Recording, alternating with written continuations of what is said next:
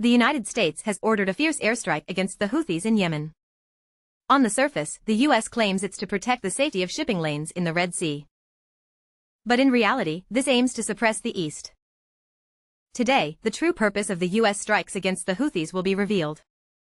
What exactly is it? And why is there a need to accelerate the construction of aircraft carriers? Firstly, the U.S. has no effective means against the Houthis. They can't even figure out where the Houthi leader is. This is because the Houthis are a decentralized organization. They have been engaged in guerrilla warfare for years. One can bribe an individual. But can one bribe everyone? If it were possible, the Houthis would surely treat the U.S. as a deity. Moreover, all U.S. strikes against the Houthis have essentially been ineffective. The U.S. can drop bombs from the sky, but what is the issue? The Houthis control the entrance to the Red Sea. At the end of the Red Sea lies the Suez Canal. They can even attack passing merchant ships. To resolve the issue completely, the U.S. would need to deploy ground troops to occupy all of Yemen. However, doing so could lead the U.S. into another Afghanistan-like quagmire. It could mean another 20 years of hardship in Yemen. So, the question arises. Why is the U.S. now targeting the Houthis? Firstly, the situation on the Russia-Ukraine front has stabilized. The Battle of Kursk has reached its conclusion. The U.S. feels it can now redirect its focus to the Middle East. Secondly, the ceasefire agreement between Israel and Hamas is about to collapse. After releasing some hostages, Hamas realized it had been deceived. Israel never intended to truly cease fire. Instead, it is preparing for another large-scale offensive. The Houthis have expressed their intent to continue supporting Hamas. This provides the U.S. with a reason to take action. But what is the core reason? The U.S. aims to control three crucial global shipping routes. These routes are the Suez Canal, the Strait of Malacca, and the Panama Canal. Controlling these 3 points equates to gripping the global trade route.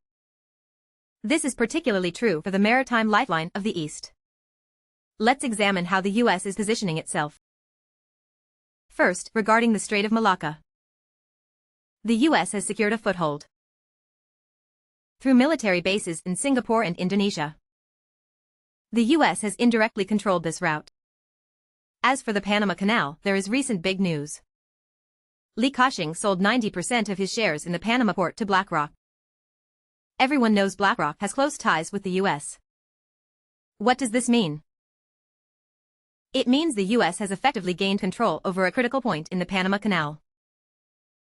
Moreover, the U.S. has requested the Pentagon to provide military plans to ensure the U.S. can freely use the Panama Canal. Lastly, only the Suez Canal remains for the U.S. Now, targeting the Houthi forces. The U.S. claims it is to protect shipping lane safety. But in reality, it aims to create a lasting danger zone. This way, global merchant ships will choose to divert around Africa's Cape of Good Hope. This effectively nullifies the function of the Suez Canal. The crisis in the Red Sea has significant implications. It is an essential route to the Suez Canal. 22% of global container ships, 20% of car carriers, and 15% of cruise ships must pass through here. Now, due to safety concerns, companies are forced to choose the longer route around Africa's Cape of Good Hope. What does this mean? It means the journey will be extended by 10 to 14 days. The sailing distance could increase by up to 80%. Fuel costs, labor costs, and insurance rates will all soar. The overall cost may even double or more compared to using the Suez Canal.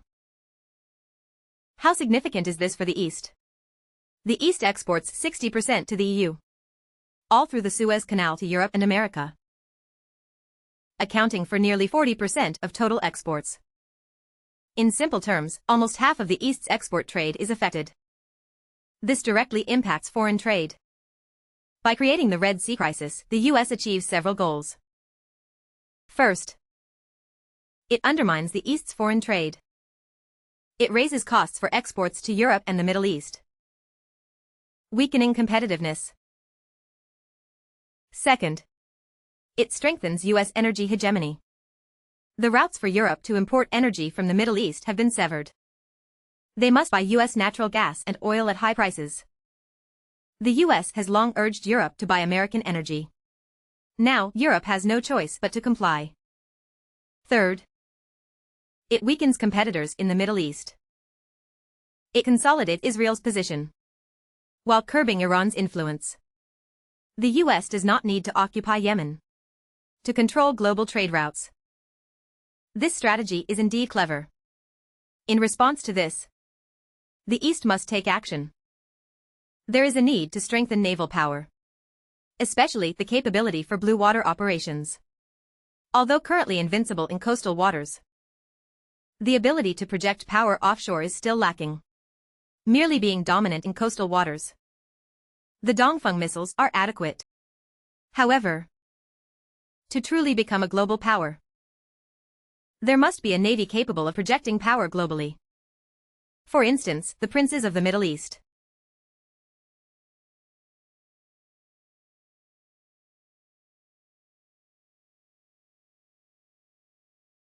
They do not understand what free trade really means. It's merely about who can put a knife to their throat. It's about the Americans having control. Thus, the petrodollar system was formed.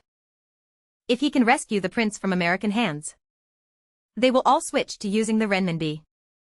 Currently, their Type 004 aircraft carrier is under construction. It will likely be the first nuclear-powered carrier. Why must it be nuclear-powered? Because only a nuclear-powered carrier can operate without supply limitations. It can operate long-term in the open sea.